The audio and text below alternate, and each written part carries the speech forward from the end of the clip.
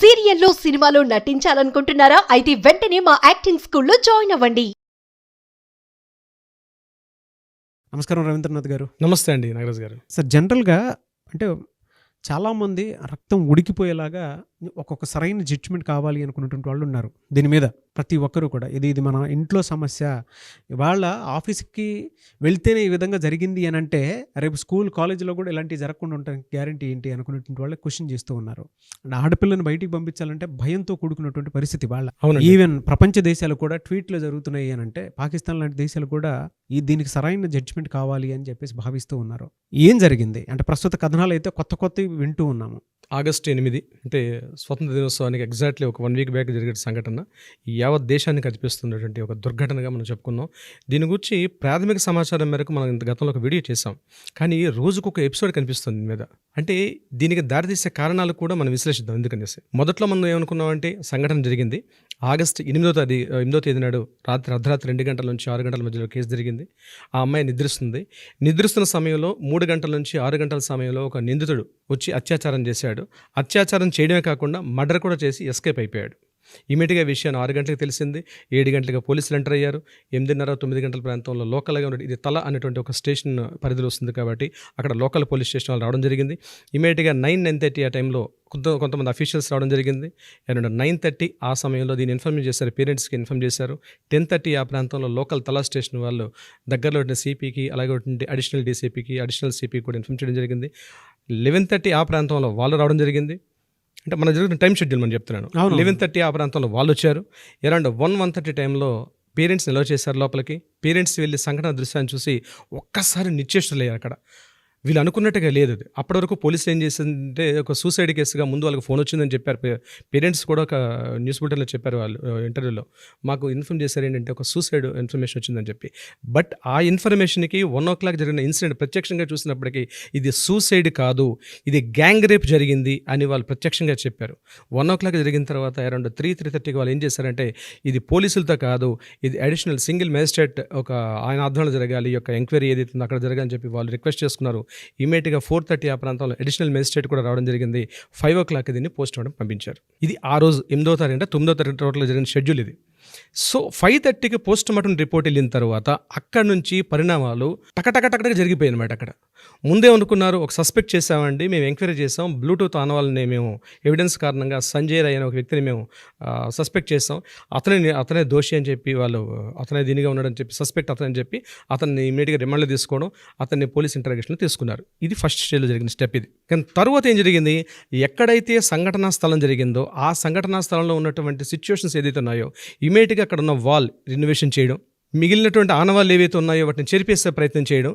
Immediate ఇది కాకుండా ఆ రోజు సాయంత్రమే మమతా బెనర్జీ, అంటే ఈవిడ కూడా వైద్య ఆరోగ్య శాఖ మంత్రి, గుర్తుంచుకోవాల్సింది ఏంటంటే మమతా బెనర్జీ కేవలం వెస్ట్ బెంగాల్లో చీఫ్ మినిస్టరే కాదు, వైద్య ఆరోగ్య శాఖ మంత్రి కూడా ఆవిడే ఉన్నారు అక్కడ శాఖ మంత్రిగా. ఎగ్జాక్ట్లీ దారుణమైనటువంటి విషయం. ఈ శాఖ మంత్రి కూడా మమతా బెనర్జీ గారు, సందీప్ ఘోష్ గారు అంటే ఆ college principal superintendent cum principal ఆయనే, అతనికి ఇమీడియట్గా సస్పెండ్ చేయలేదండి. అతనికి లీవ్ చేస్తూ ఇమీడియట్గా వేరే కాలేజ్ అంటే వెస్ట్ బెంగాల్ మెడికల్ కాలేజ్కి ఆయనకి అక్కడ రిపోర్ట్ చేస్తూ ఆయన పోస్ట్ని అక్కడ ఆపారు. సో ఇమీడియట్గా ఈ 2 విషయాలు కూడా మనకు అనేక అనుమానాలు దారితీసింది. ఇమీడియట్గా నెక్స్ట్ డే మార్నింగ్ ఏం చేశారంటే ఎవరైతే విక్టిమ్ తాలూకా పేరెంట్స్ మ్యాజిస్ట్రేట్ కోర్టులో ఫైల్ చేశారు, హైకోర్టు ఫైల్ చేశారు. వాళ్ళు ఏమనంటే మాకు ఈ యొక్క పోస్ట్ మార్టం మీద కానీ ఈ పోలీసులు ఎంక్వైరీ చేస్తున్న విషయాలు మాకు చాలా అనుమానాలు తావిస్తుంది, ఈమె మీద గ్యాంగ్ రేప్ జరిగింది, సో మాకు క్లియర్ సత్వర న్యాయం చేయాలని చెప్పి వాళ్ళు బాధితులు ఎప్పుడైతే కోరుకున్నారో ఇమీడియట్గా హైకోర్టు ఇన్వాల్వ్ జరిగింది. సో ఇది ఇమీడియట్గా లోకల్ పిఎస్తో కాదు, ఇది సిబిఐ ఇంటరాగేషన్కి పంపించాలి, సో సిబిఐ ఆధ్వర్యంలో జరగాలని చెప్పి 12వ తారీఖు నాడు హైకోర్టు నుంచి వాళ్ళకి ఆర్డర్స్ ఇవ్వడం జరిగింది. ఇది ఇప్పటివరకు జరుగుతుంది ఒక రెగ్యులర్ స్టోరీ. సో మొత్తం నేషనల్ మీడియా అటెన్షన్ అంతటిని కూడా డైవర్ట్ చేసినట్టుగా సంజయ్ రాయ్ అనే వ్యక్తి మాత్రమే దీని మీద ఇతనే దోషి అని చెప్తూ మొత్తం మీడియా అంతటిని టర్న్ చేశారు. కానీ ఇక్కడే ఒక మలుపు తిరిగింది నాగరాజ్ గారు. రీసెంట్గా నేషనల్ ఇన్ఫర్మేషన్ టెక్నాలజీ బ్రాడ్కాస్టింగ్ సెక్రటరీగా ఉన్నటువంటి అమిత్ మాల్యా ఒక ఆడియో టేప్ని రిలీజ్ చేశాడు.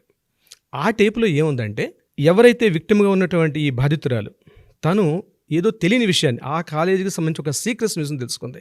అంటే సందీప్ ఘోష్గా ఉన్న ప్రిన్సిపాల్ ఈ కాలేజీలో అక్రమాలు జరుగుతున్నాయి, ఒక సెక్స్ రాకెట్ జరిగిందని, అంతేకాకుండా మానవ అవయవాలు ఉంటాయి కదా, హ్యూమన్ ఆర్గానిజమ్స్, ఈ వీటిని కూడా ఎక్స్పోర్ట్స్ ఇంపోర్ట్స్ జరిగాయని చెప్పి సందీప్ ఘోష్ అని ఏదైతే కాలేజ్ ప్రిన్సిపల్ ఉన్నాడో మెడికల్ కాలేజ్ స్టూడెంట్స్ దగ్గర నుంచి కరప్షన్ అంటే లంచాలు వసూలు చేస్తున్నాడని, ఈవెన్ ప్రాక్టికల్స్ జరిగేటప్పుడు కూడా స్టూడెంట్స్ నుంచి అనధికారికంగా కూడా కొంత ఫండ్స్ని కలెక్ట్ చేస్తున్న ఇన్ఫర్మేషన్ ఆడియో టేపులో వినిపించడం జరిగింది.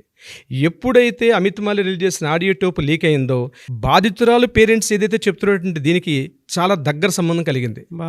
అయితే సిబిఐకి వచ్చే ముందు ప్రైమరీ లోకల్ పోలీస్ స్టేషన్లో ఏదైతే ఇన్ఫర్మేషన్ జరిగిందో వీళ్ళు చెప్పేది పూర్తిగా అబద్ధం అన్నది కొత్త అనుమానాలు దారితీసింది. ఎప్పుడైతే ఆడియో టేప్స్ బయటకు వచ్చాయో టోటల్గా ఇంటర్నేషనల్ మెడికల్ కాలేజ్ సంబంధించిన అంటే కలకత్తా సంబంధించిన వాళ్ళందరూ కూడా అలర్ట్ అయ్యి రీసెంట్గా దాడులకు దిగడం జరిగింది. ఇదే మాత్రం కాదు, ఒక 60 నుంచి 70 మంది కొంతమంది దుండగులు అటాక్ చేశారు కాలేజీ మీద. అటాక్ చేసి ఎక్కడైతే సంఘటనా స్థలం జరిగిందో ఆ సంఘటనా స్థలం ఉన్నటువంటి పూర్తిగా ధ్వంసం చేశారు ఆ ప్రాంతాన్ని, ఆడిటోరియాన్ని. అంటే పోలీసులు ఆల్రెడీ కేసు ఫైల్ చేశారు, నేషనల్ మీడియా లోకల్ మీడియా మొత్తం అటెన్షన్ ఉన్నప్పుడు కూడా ఒక 70 మంది దుండగులు, అంటే పోలీసుల కంట్రోల్లో ఉంటుంది ఆ యొక్క ప్లేస్ అన్నది. నేను తర్వాత చర్చిస్తాను, అసలు అంటే కోర్టు ప్రొసీడింగ్స్ ఎలా ఉంటుందో తర్వాత చెప్తాను.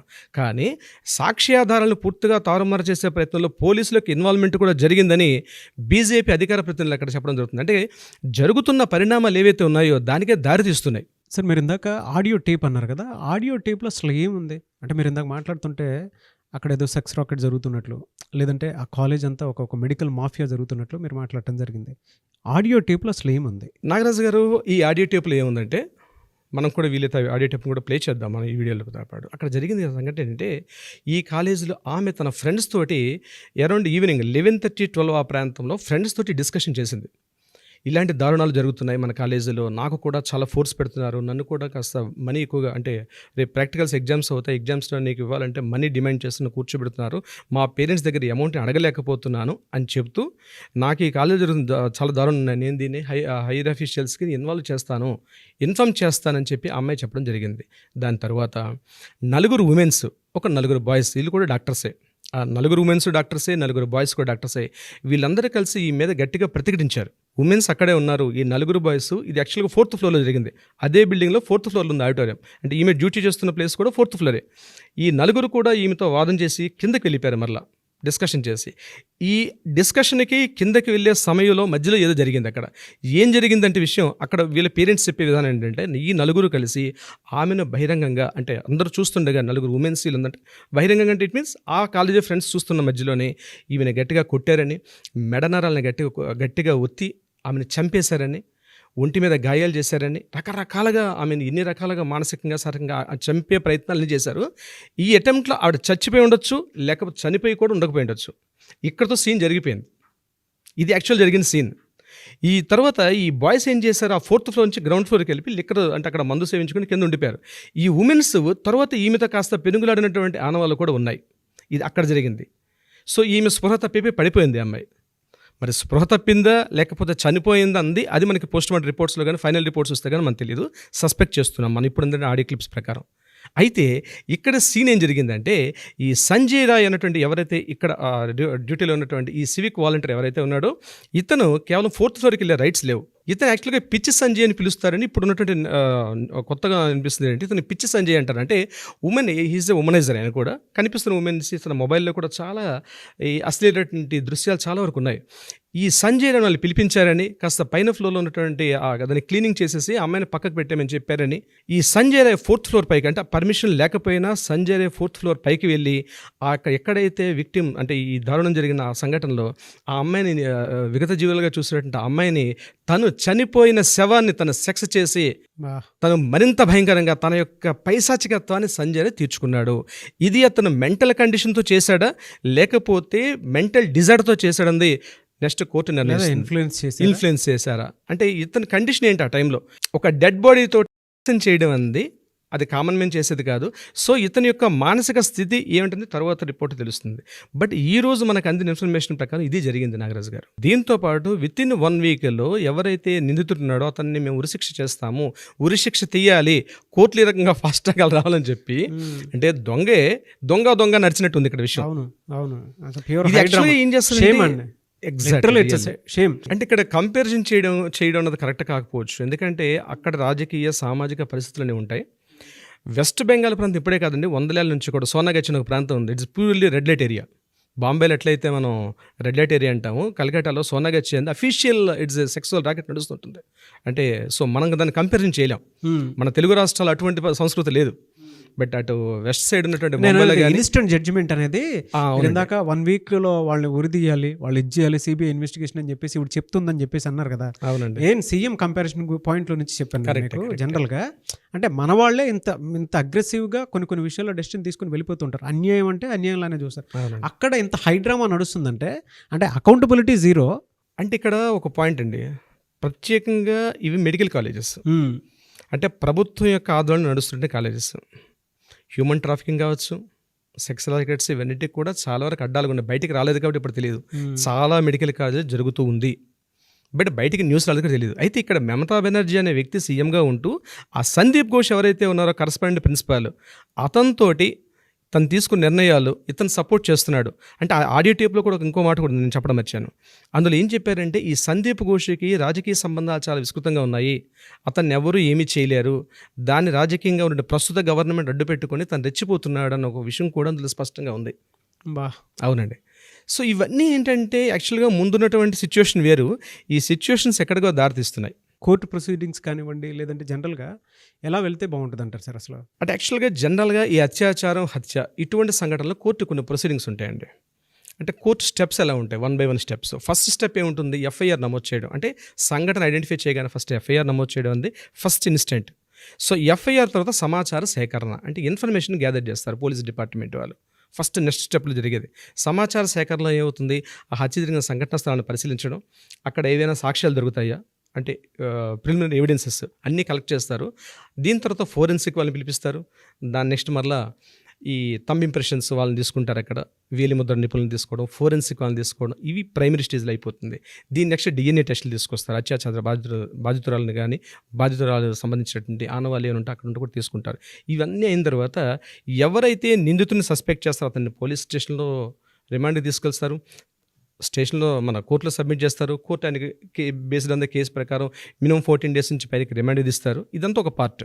దీని తర్వాత ఛార్జ్షీట్ ఫైల్ చేస్తారు. ఛార్జ్షీట్ ఫైల్ అయిన తర్వాత మొత్తం కేసు ఎవిడెన్స్ అన్నీ కూడా టోటల్ ఎవిడెన్స్ అంతా కూడా పీపీకి సబ్మిట్ చేస్తారు, అంటే పబ్లిక్ ప్రాసిక్యూటర్కి.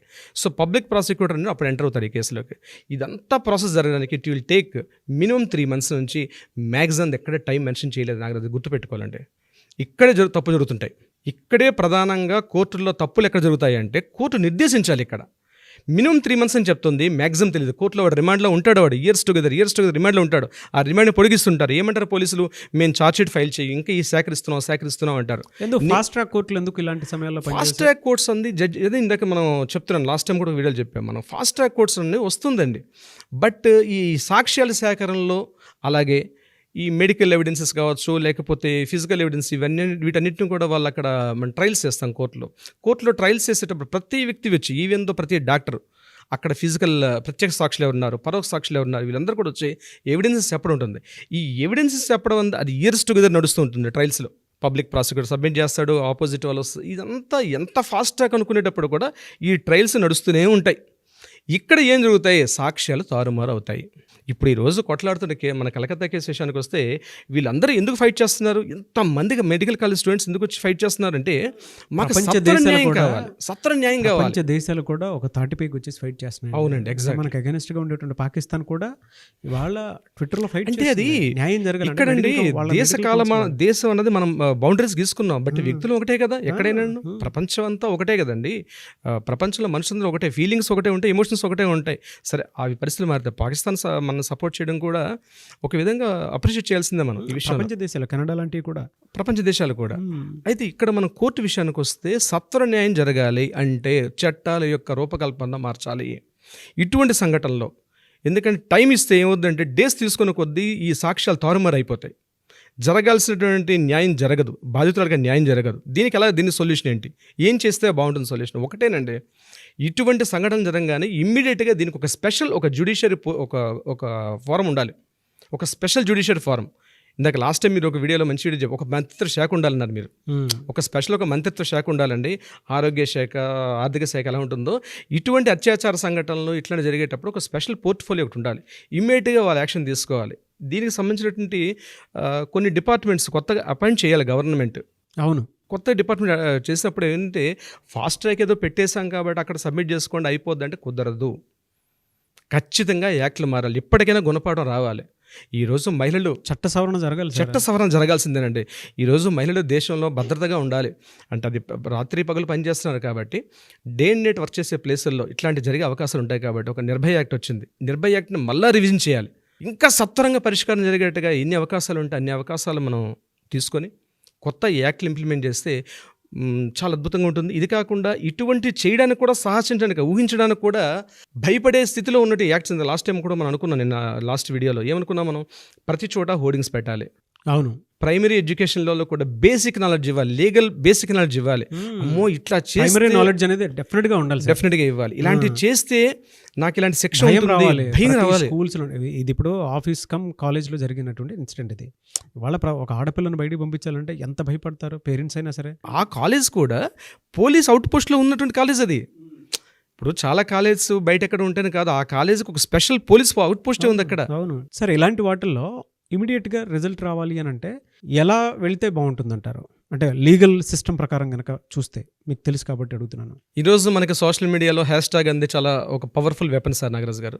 సో దీనికి సంబంధించి ఈ వీడియో చూస్తున్నటువంటి సుమన్ టీవీ వ్యూయర్స్ కావచ్చు, నాగ్ ఫ్యాన్స్ కావచ్చు, మన వ్యూయర్స్ అందరూ కూడా హ్యాష్ ట్యాగ్ పెడుతూ దీన్ని ప్రత్యేకంగా సో కోల్కతా అభయ కేస్ అనే సింపుల్ హ్యాష్ ట్యాగ్ చేస్తే మనం ఎంత వైరల్ చేసుకుంటే దీనికి సంబంధించి కోల్కతా అభయ కేస్ అని హ్యాష్ ట్యాగ్ చేయండి. డెఫినెట్గా వైరల్ చేద్దాం.